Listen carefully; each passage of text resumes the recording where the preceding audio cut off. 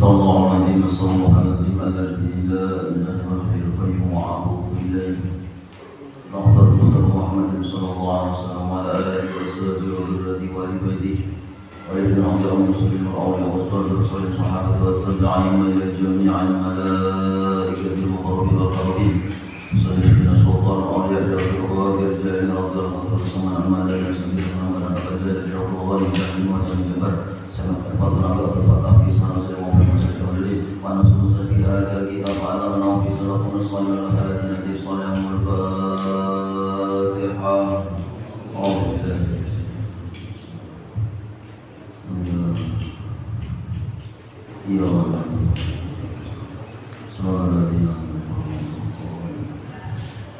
Assalamualaikum warahmatullahi wabarakatuh. Bismillahirrahmanirrahim. Alhamdulillahi rabbil alamin wal aqibatu lil muttaqin wa la udwana illa 'alal zalimin. Allahumma salli wa sallim wa barik ala sayyidina maulana Muhammadin wa ala alihi wa sahbihi ajma'in. Subhanaka la ilma lana illa ma 'allamtana innaka antal alimul hakim. Rabbi shrah li sadri wa yassir li amri wahlul 'uqdatam min lisani yafqahu qawli. Saddid lisani wahdi qalbi bijahi nabi wa ali nabi sallallahu alaihi wasallam amma ba'd. Bismillahirrahmanirrahim. Qala al-musannif rahimahullahu ta'ala wa nafa'ana bi wa bi jami' ulumi wa fid dharain amin. Al-maksiyatu minhu hasanah. Maka kejahatan daripada orang yang kasyaf ini kebaikan, apalagi kebaikan. Orang yang hatinya diterangi oleh cahaya Allah atau nurullah, sehingga dia selalu ingat kepada Allah bila melihat sekalian perbuatan. Andai kata ia melakukan maksiat, maka maksiat itu jadi pahala. Maksiat itu jadi kebaikan, apalagi kalau dia berbuat taat. Maksiatnya pun jadi kebaikan, lawannya mahjub yang di atas. Kalau orang yang terbimbing atau mahjub, ia berbuat dosa, sudah nyata berdosa. Kalau berbuat kebaikan, nyata tetap berdosa juga. Kalau orang yang mukasab berbuat baik, sudah nyata mendapat pahala, berbuat dosa pun dapat pahala. Kenapa? Dia berbuat dosa kok dapat pahala? Pertama, orang yang terbuka mata hati dengan cahaya Allah, dengan nurullah, dengan hidayahnya Allah, itu bila berbuat dosa dia mengaku dirinya itu dhaif atau lemah, mengaku dirinya hina. Dia mengaku bahwa ia sangat berhajat kepada Allah, sangat fakir mohon perlindungan Allah agar dia terhindar dari maksiat. Buktinya kalau aku tidak ditolongi Allah, maka aku jatuh ke dalam maksiat. Berarti aku sangat perlu pertolongan Allah agar aku terhindar dari maksiat. Itu penyebabnya kalau orang kasyaf, maksiat pun jadi pahala. Karena tak kala dia berbuat maksiat, terjatuh, terpeleset, tergelincir dalam maksiat, lalu ia mengaku bahwa diri ini dhaif, bahwa diri ini lemah, hina, tanpa pertolongan Allah. Maksiat jualnya aku gawe, maka aku yang hajat lawan Allah, minta perlindungan Allah supaya kada jatuh ke dalam maksiat. Jadi mengaku dirinya yang lemah, dirinya yang dhaif, walaupun secara hakikat taat dan maksiat adalah qadarullah. Makanya kalau orang ini lulus iman kepada qadar baik dan qadar buruk, orang ini berarti selamat. Karena kadang-kadang kita menisbahkan keburukan itu, kalau orang itu beriman kepada Allah dengan qadar baik dan qadar buruk, biasanya kalau salah menyikapinya bisa menyandarkan qadar buruk itu menyalahkan Tuhan. Karena kita sudah terikat dengan definisi bahwasanya perbuatan baik dan buruk itu datangnya dari Allah. Benar itu, tapi sikap kita yang harus berbeda. Maka ketika kebaikan kita sandarkan kepada Allah, syariatnya ini Tuhan, uluni kata Allah berbuat kebaikan, sembahyang, ibadah, taubat, jamaah dan sebagainya, kecuali dengan petunjukmu ya Allah, kecuali dengan hidayahmu ya Allah, kecuali dengan taufik pertolonganmu ya Allah. Tapi ternyata ketika dia berbuat maksiat pun tak mengakui diri, tapi disandarkan tetap kepada Allah. Ini yang membuat Tuhan dua mentakdirkan aku maksiat, karena bahaya. Nah ini namanya masih terhijab, terdinding dengan makhluk masih. Tapi sikap kita orang yang mukasab, yang diberi nurullah, cahaya hidayah Allah, tak kala dia terjerumus dalam maksiat, maka dia langsung ampuni ulun ya Allah, ulun yang lemah, yang do'if, nafsu terlalu kuat, iman terlalu tipis, tanpa pertolonganmu ya Allah, ternyata ulun terbukti berbuat maksiat. Maka yang lemah, yang do'if ini ya Allah, ampuni, jadi pahala. Karena orang yang bertobat menjadi kekasih Allah. Cara sikap beda, beda respon Allah terhadap kita. Orang yang mukasab, yang dapat cahaya pertolongan nurnya cahaya Allah, memandang diri ini yang lemah. Itu satu penyebabnya kenapa maksiat bagi orang kasab jadi pahala. Sedangkan orang terbimbing kepada Allah, ibadah pun dosa, apalagi berbuat maksiat. Kenapa berdosa? Inya merasa dirinya yang berbuat, yang beribadah, merasa rajin, merasa bersih, merasa suci, tanpa memandang itu adalah anugerah Allah, kebaikan Allah. Awal ke masjid, pandang kebaikan Allah. Kenapa kebaikan Allah? Itu adalah pertolongan Allah. Maka kebaikan Allah sambatannya, kalau bahasa tauhidnya jamalullah. Nah, kalau orang yang terdidik tidak memandang kebaikan Allah, aku yang rajin supaya fardu berjamaah, aku yang rajin duduk di majelis, aku yang rajin sedekah, aku yang rajin bangun malam, aku ini ada sadarnya bahwa itu pertolongan Allah. Maka berbuat taat pun dosa, apalagi maksiat. Dan kita nih, ya jangan berpikir mengaji tasawuf itu yang aneh-aneh. Yang mengaji tasawuf itu apa? Menenggelamkan diri, mengubur rasa wujud, rasa awak, rasa ada, nang wujud, nang awak, nang ada hanya Allah. Bapak itu berat-berat aja nggak ada, jangan dipaksakan. Asal umpamanya masalah itu kena paham kada, urusan Allah.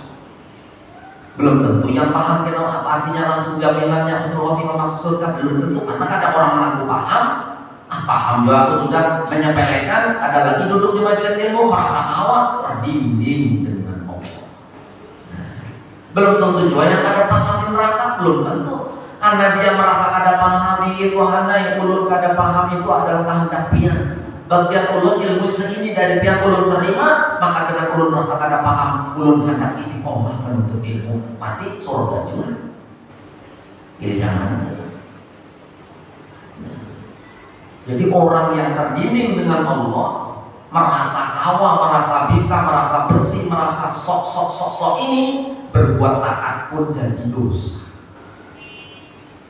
Terbimbing dengan amalnya, terbimbing dengan ilmu kepintarannya, terbimbing dengan harta benda dan sebagainya, ada memandang hati ini, ada tembus kepada Allah.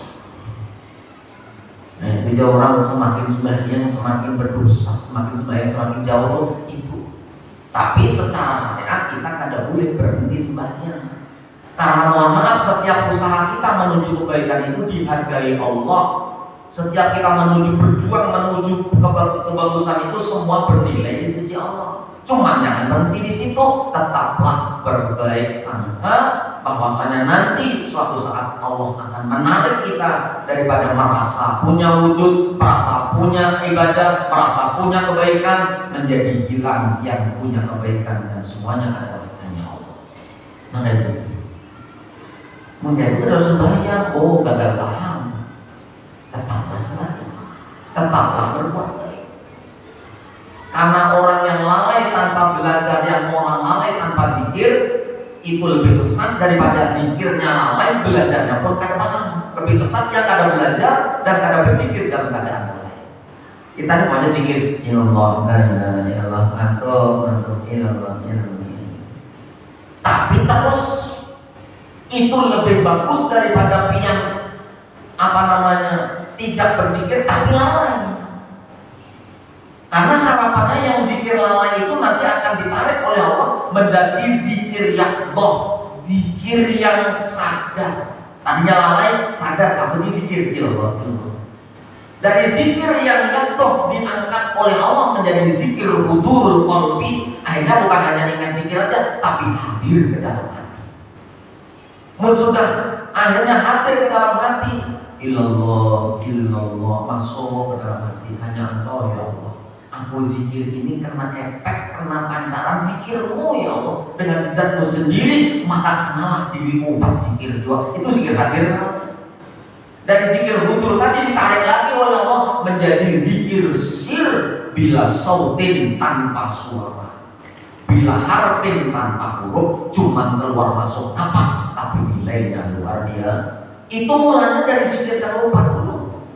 Biar aja lupa tetap aja rotik dibaca aja. Ngantuk-ngantuk diulang, ngantuk-ngantuk diulang. Kenapa? Harapannya Allah menarik hati. Bukan kita yang ada pejuju naik, karena Allah yang menarik ke makom yakto, ke makom budur, ke makom sir. Maka kita nih, yang kita nih belum awal mukasaf tadi, yang belum bisa memandang bahwa kita ibadah kebaikan Allah, aku maksiat ini mengakui dosa-dosaku ini, aku yang doib, yang lemah, yang iman tipis, ilmu tipis, nafsu kuat. Yang kayak itu tadi terus saja.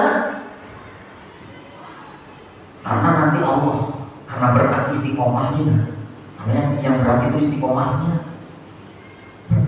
Karena istiqomah itu tanda orang itu walinya Allah. Biar tidak kelihatan masyhur di masyarakat, tapi orang istiqomah itu tanda orang itu walinya Allah, dicintai Allah. Karena berat istiqomah. Apa aja dia? Sembahyang tahajud istiqomah berat, sembahyang duha istiqomah berat, selawat 1000 setiap hari berat istiqomah. Sedekah dia 5000 setiap hari berat istiqomahnya. Makanya orang yang bisa istiqomah itu ciri orang dicintai Allah. Nah, kita bisa mengukur diri kita masing-masing. Yang kedua, yang penyebabnya orang kasab itu berbuat dosa pun jadi pahala. Yang kedua apa? Yang pertama tadi apa? Karena dia merasa perlu Allah, hajat dengan Allah, diri doib, diri hina, lalu bertobat kepada Allah, minta kepada Allah perlindungan, diterima tobat jadi pahala. Yang kedua, ia tobat dari maksiat. Jadi orang yang mukasab, kalau dia berbuat dosa, ia tersadarkan. Ia sadar bahwasanya dirinya hina, buktinya ia bisa melakukan dosa. Yang berarti ia rendah di sisi Allah. Nah, perasaan-perasaan itu adalah ibadah. Itu ujar orang mungkasratil qalbi. Nah, bahasanya itu pecah hati, sakit hati, tapi sakit hatinya karena tergawe maksiat. Itu berpahala. Ya Allah, ibadah sedikit, pian beri ulun sehat ya Allah, sehat itu mahal. Berapa satu tabung gas LPG apa oksigen itu berapa? Sehari sehat, yang bayangkan cuci darah orang seminggu 2 kali ada macam-macam. Ulun sehat, tegawe maksiat. Menyesalnya bertobat itu namanya mungkasratul qalbi, sakit hatinya karena tegawe maksiat. Itu ibadah. Ada orang yang maksiat bangga ada. Berkisahlah di lawan kawan. Kamu tahu ya? Jadi sekampungan ini bekas keurataannya. Nah, bangga. Padahal maksiat. Kalau orang itu hatinya itu menyesal, rasa sakit hati karena tegawe maksiat, maka itu namanya penyesalan itu ibadah.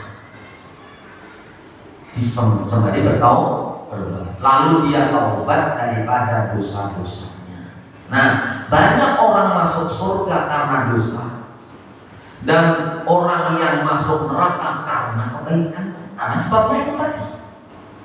Kenapa masuk neraka? Karena dengan kebaikan itu dia merasa paling mulia dan merasa orang lain hina. Belum rancang, mohon maaf, sering merenung.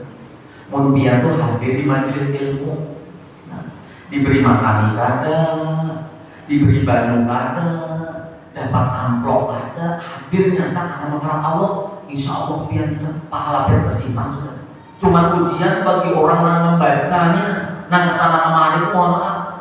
Hadir ulo nih, setiap hadir pindah-pindah, dapat duit dia mohon maaf, dapat amplop. Mau ada hati dia betul-betul karena pandangan kepada Allah, rugi. Menang hadir itu apa? Dasar semata diharap hendak menuntut ilmu, yang diharap hanya supaya paham agama lalu mendapat ridho Allah, kosong daripada mengharap harta. Kita ini orang biasa pakai mobil belum masuk, orang salaman, cium tangan, ragap-ragap, boleh dapat berkat, boleh dapat amplop. Di mana pahala kami? Mungkin kita ada bujur-bujur memandang semata-mata. Ada tugas saja, ada merasa mulia, ada siapa yang ada bisa misi silakan. Nah, kadang-kadang begitu pikir kita, kadang-kadang ini kita. Karena di lain-lain itu mohon maaf, kita ulun ini ada kadang-kadang orang dulu minta bacakan di sini apa aja orang berdarah tauhid dulu ya bacakan tauhid. Nah, tapi kan ini yang ulun dalam pikiran hati ini. Kalau sakit ulun, kalau sakit kandang mulai terima aja, anggaplah uang bensin ya sih. Terima. Seandainya ada tuh ada cuma. Karena takut menjaga hatinya. Kemudian ikhlas datangnya, ada dapat apa-apa biarnya. Ayo ikhlas datang. Makanya ulun salut. Ulun jamaah ulun ada yang meninggal malam kemarin sore meninggalnya. Siang ulun ini sempat mengilangi datangi di rumah sakit Siloam. Nah, pamelu. Malam Rabu itu ulun membaca Sarah Arba'in Nawawi, sarahnya di kilometer 7. Itu Pak Khalid itu pernah lihat. Kilometer 7 kontak transistor. Malam Rabu itu sidin itu masih ada. Karena sidin itu sungsung. Kadang mau sidin itu maghrib baru datang, kadang mau jam 5 jam di sini, pokoknya jam 5 sudah pulang. Maka majelis-majelis yang ulun datangi di situ, yang ulun bacaan di situ, kaumnya pasti hafal. Siapa yang datang dulu tadi Joli itu sidin. Pokoknya sampai hafal kaumnya bila datang itu dulu sidin. Maka sidin itu puasa Senin, Kamis. Kalau ulun di Jalan Lele malam Selasa, sidin membawa bekal untuk buka di masjid. Jam 5 sudah duduk bayangan. Jadi malam Rabu itu terakhir sih. Merangkap terus, pokoknya bilang belum datang mobil tutup berdulu sendiri di Muharram. Waktu merangkap. Ulun ini apa terakhir merangkap sini ini asal sulit gak? Kenapa? Kalau sini panas. Kenapa panas kalau sini? Tapi menurut di hati itu kan tidak mengatakan kenapa biar haji ada di hati. Nah, habis itu seharian sini kan pagi mengantar cucu ke sekolah. Rupanya sore itu kan malam Kamis, masuk malam Kamis, hendak hadir ke Jalan Pati. Belum malam Kamis di Jalan Pati. Setiap malam Kamis, lawan subuh 1, setiap subuh 1. Ternyata mamanya ini curiga, istri sini kenapa abang ini Rajin jam 5 sudah pulang, kurang jam 5 sudah pulang. Kenapa ini masih duduk di kursi sini? Duduk di kursi. Bah, aja. Kenapa? Ada apa, Pak? Ada berdiri, sekalian berdiri sempoyongan dengan apa? Tangkap. Di sini menangkap, bawa apa ambil dulu. Maghrib. Padahal seandainya sini tua sehat, ada pernah sampai jam 5 masih duduk, ada pernah? Pasti sungsung kadang-kadang aku lama-lama di sini daripada guru menunggu aku yang menunggu guru, orang menuntuti, orang yang menunggu gurunya, jangan guru menunggu kita. Ujar sidin. Bagusnya. Mulai itulah di IGD masuk Pambelu, sampai malam Kamis lagi. Situ itulah malam Sabtu di Palbua, malam Minggu di Manjuhan pada Ulu, malam Senin di Sapang, malam Selasa di Jalan Lili, malam Rabu di Paluju, malam Kamis di Patin, malam Jumat di Al-Ma'rifah. Semingguan karena pernah sidin karena bermajlis. Ulun datangi pas sorenya anak mati meninggal benar. Ulun datangi jam 11 besok. Pas ulun datangi karena banyak alat-alat kesehatan yang disebut sini, yang masuk ke dalam tenggorokan, ventilator apa-apa, terus deteksi jantung, macam-macam, lengkap alatnya sidin sudah ada. Ternyata ujar dokter sidin koma. Ujar sidin koma. Jadi pas besok jam 11 boleh kita masuk, boleh.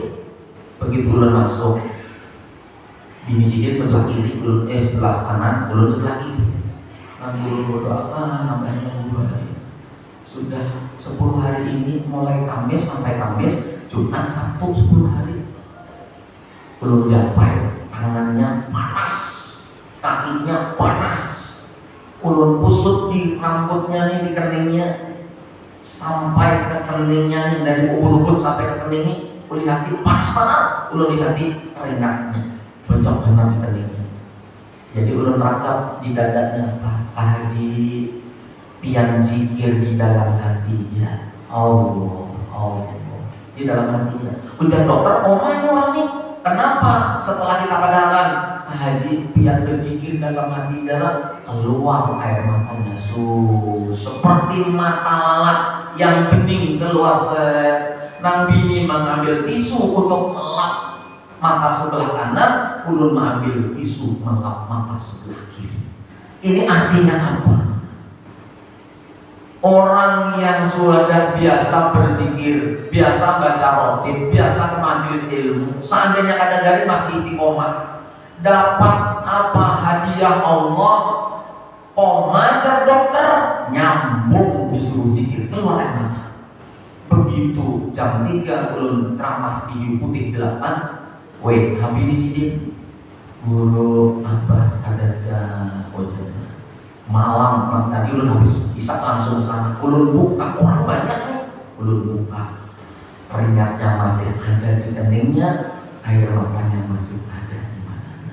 Ini udah Habib Ali Al-Haddad dalam pujian saya beliau, wahdim bi ahsan hitam idza danal insiram wa halahinal imam wajada rasul jabin. Akhirlah hidup kami ya roh dengan akhir yang baik. Idza danal insiram, tatkala habis umur, tatkala menjelang sakaratul maut, di situ jadi hinal himam, tatkala panas-panasnya ini namanya menghadapi sakaratul maut, wajada rasul jabin, maka berkeringatlah keningnya.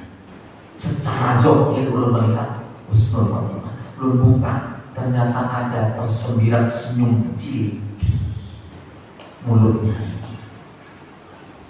Akhirnya daripada kesadaran itu, akhir positif menuntut ilmu terakhir rapor tadi. Masya Allah, kita ini tahu terserah tergantung apa ujar orang kebiasaan kita. Nama antar kan kalau di Papua ulun tulisan Masya Allah. Orang di mana-mana bermajlis, bisi kawan majlis sama Pinando lewat sini, kawan di majlis itu banyak, majlis sana Pinando lewat sini, kawan banyak. Ambil Isa sudah lewat sedikit. Jadi termasuk orang yang terhijab itu berbuat taat pun dari dosa, apalagi berbuat dosa. Tapi orang yang mukasab berdosa dari pahala, apalagi beribadah. Alasannya dua ini tadi, cuma yang separuh ini belum selesai.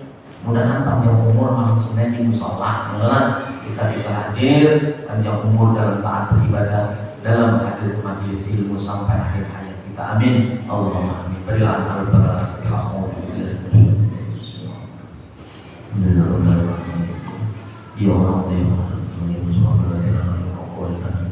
amin ya Allah ya Allah. Bismillahirrahmanirrahim.